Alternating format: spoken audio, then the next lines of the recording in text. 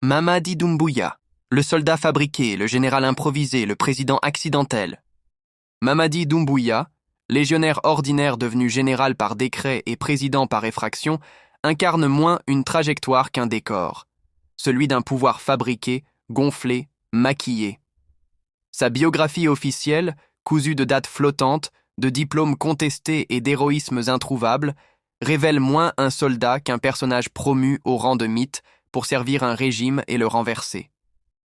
Sous l'uniforme raidi et la rhétorique souverainiste, l'ascension n'a ni cohérence ni mérite. Elle procède du calcul ethnopolitique, du parrainage occulte et du vide idéologique que son règne ne fait plus semblant de dissimuler. Naissance incertaine, récit déjà fissuré. Il y a des hommes qui grandissent, d'autres qui se fabriquent, et d'autres encore qui se bricolent. Mamadi Doumbouya appartient à la troisième catégorie. Un produit d'assemblage, un puzzle sans dessin, un uniforme porté comme un déguisement. Même sa naissance hésite entre le 4 mars 1980 et le 5 décembre 1984. C'est dire si l'histoire déjà refuse de s'accorder sur lui. L'incohérence n'est pas un accident, c'est une méthode. Comme le rappelait Camus dans La Chute, quand on n'a pas de caractère, il faut bien se donner une méthode. La légende légionnaire dégonflée, car comment faire tenir ensemble un récit où l'on prétend avoir passé 15 ans à la Légion étrangère, tout en n'ayant pas encore l'âge légal pour fumer le jour supposé de son engagement? Comment? En mentant, ou en comptant sur l'amnésie du public. La vérité est plus simple et beaucoup moins glorieuse. Un engagement probable autour de 2003, quelques années, 5 ans, dans le rang, le grade de caporal, le premier, le plus bas, celui qu'un légionnaire discipliné dépasse en somnolant, puis un refus de réengagement par la Légion en 2009, accompagné de sanctions par son chef de corps pour expédients douteux, c'est-à-dire l'usage de combines financières personnelles en opération, de petits gains parallèles et de ressources régimentaires détournées à des fins privées, faute disciplinaire majeure dans la Légion, où la moindre affaire d'argent entachant l'honneur suffit à fermer définitivement toute carrière. Voilà l'homme que l'on nous vend aujourd'hui comme un stratège. Un caporal sanctionné, recalé, renvoyé. Quant aux médailles qu'il arbore aujourd'hui comme preuve d'exception, il suffit d'un détail pour comprendre leur réalité. Dans l'armée française, 90 jours d'OPEX, même sans fait d'armes, suffisent à obtenir les décorations qu'il exhibe fièrement. Que reste-t-il de ces années militaires, au-delà des récits enflés? Quelques clichés, oui, ceux que tout réseau pro-junte brandit. Doumbouya, béret vert vissé, fusil à l'épaule, flanqué de 2 jeunes légionnaires au milieu de la savane ivoirienne, ou posant devant un Transal C-160 sur une piste latéritique. Ces photos prouvent une seule chose. Il a bien fait partie de la masse anonyme des OPEX de la Légion, très probablement en Côte d'Ivoire dans le cadre de l'opération Licorne. Elle n'atteste ni commandement, ni héroïsme, ni action décisive. Elle documente simplement l'existence ordinaire d'un caporal en mission, absorbé dans la mécanique impersonnelle des engagements extérieurs français. Rien de plus. Le mythe voudrait y voir l'homme de guerre. L'image, elle, ne montre qu'un exécutant parmi des milliers. Les années d'errance.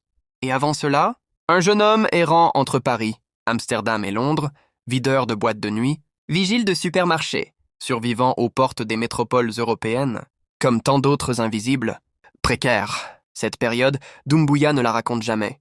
Normale. Elle contredit l'image du soldat né dans l'honneur. Le mariage, la nationalisation, la fuite. Puis vient l'épisode marital. Une gendarme française, un mariage à Lille en 2011, une naturalisation obtenue dans la foulée, et un départ immédiat, seul, vers la Guinée. La femme reste. Les enfants restent. Lui part en quête d'un destin qu'il n'a jamais trouvé, mais qu'on allait bientôt lui servir sur un plateau.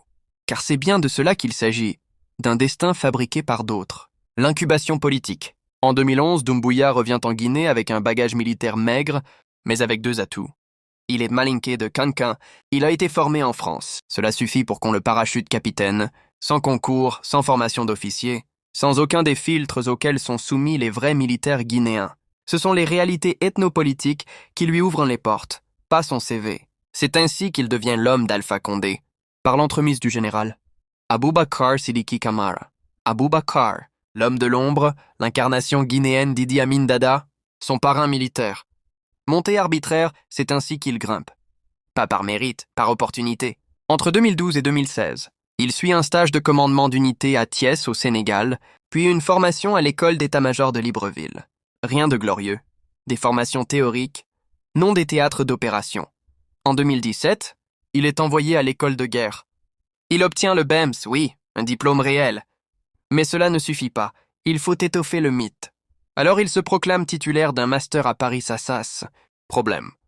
Le directeur du master déclare n'avoir jamais vu son nom dans son programme. Une invention pure. Création du jouet présidentiel. Et l'illusion militaire n'est jamais complète sans un uniforme brodé. D'unité spéciale. En 2018, Alpha Condé crée le groupement des forces spéciales. Il y place Doumbouya, son jeune malinqué personnel, son officier politique. Son pari, la rupture et le putsch, et c'est là que l'élève dépasse le maître, pas en compétence mais en calcul.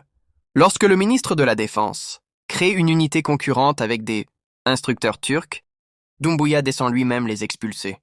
Un défi ouvert, une déclaration de rupture, une répétition générale du coup d'État.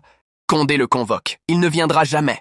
Il prépare déjà la nuit du 4 au 5 septembre 2021. Le reste appartient au schéma classique des putschs africains. On frappe, on déclare, on promet, on trahit. Le pouvoir par la peur, et après vient le vrai visage. Le président barricadé. Le palais ceinturé de checkpoints, comme une forteresse assiégée par sa propre peur. Les réseaux sociaux coupés à intervalles de panique. Les médias muselés, intimidés, achetés ou pulvérisés. Puis la mécanique froide, méthodique, clinique. Les arrestations arbitraires, les enlèvements ciblés, les séquestrations nocturnes. Les disparitions. Fonike Mangué, Biloba, Habib Marwan Kamara, Saadou Nimaga et tant d'autres. La traque jusqu'aux vieillards, jusqu'aux enfants, jusqu'aux épouses, comme si la vengeance était désormais doctrine d'État. La répression systématique, administrée non seulement par l'armée, mais par la justice elle-même. Retournée, dévouée, domestiquée.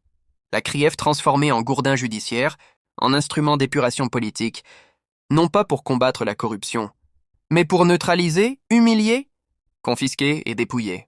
Et au milieu de ce dispositif, le cas Aliouba, arrêté, jugé en urgence, condamné à 2 ans de prison ferme pour l'unique crime d'avoir refusé de se taire.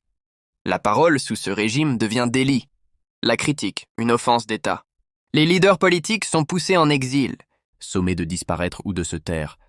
Leur domicile saisi, muré, nationalisé, ou plus exactement privatisé au profit de l'État incarné, c'est-à-dire au profit d'un seul homme.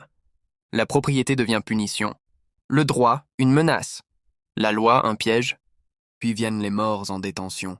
Comme le général Sadiba Coulibaly, le colonel Célestin Bilivogui ou docteur Dioubaté, dont les corps racontent ce que le régime ne dira jamais. L'État ne punit plus, il éteint. Il ne juge plus, il efface. Effondrement du mythe. Après viennent les événements qui brisent le mythe. Le raid de novembre 2023, où un commando libère Dadis Camara sous son nez. 4 forces spéciales tuées, fin de l'aura d'invincibilité, les sacrifices nocturnes, les fétiches, les rites, la panique ethnomystique, puis l'explosion du dépôt de carburant, le chaos, les soupçons de sabotage. Un régime qui se fissure. Un chef qui vacille, la jouissance du pouvoir. Mais Doumbouya ne se contente pas de gouverner par la peur. Il se gratifie aussi, il s'accorde. Avec une constance qui frôle la liturgie, les attributs les plus voyants du pouvoir, montre hors de prix, celle qu'on ne porte pas pour lire l'heure mais pour l'imposer.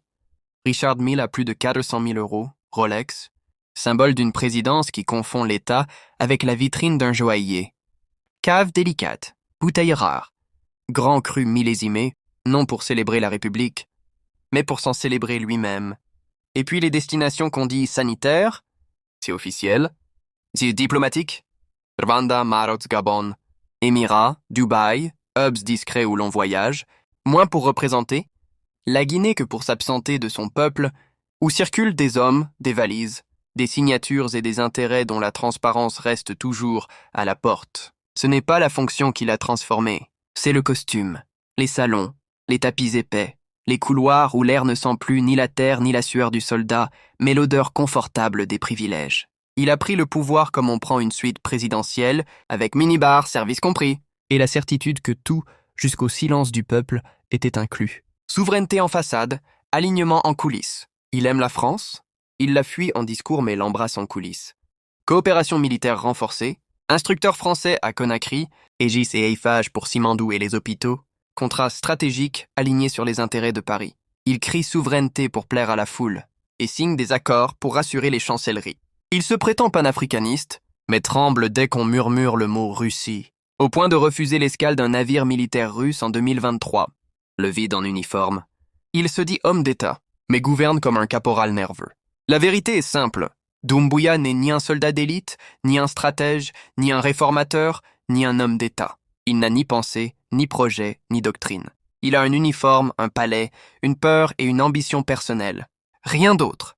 La banalité du mal politique. Il n'est pas dangereux parce qu'il est puissant. Il est dangereux parce qu'il est creux. Car le vide, lorsqu'il accède au pouvoir, ne produit jamais la lumière. Il produit la destruction. Mamadi Doumbouya est le visage contemporain de cette banalité du mal politique. Un homme sans profondeur, porté par les erreurs des autres, propulsé par les intérêts des uns, utilisé par la naïveté des autres, puis figé dans une fonction qu'il ne comprend pas, mais qu'il verrouille, comme si elle lui appartenait. Conclusion, l'accident de l'histoire. Il n'a pas conquis le pouvoir, il l'a ramassé, et il en a fait un fétiche. Il restera dans l'histoire non comme un général, ni comme un président, mais comme un avertissement, un exemple, un symptôme, une dérive. Un homme qu'on a pris pour ce qu'il n'a jamais été et qui n'a jamais eu la lucidité de s'en rendre compte. Alpha Bakar Gileji, écrasons l'infâme.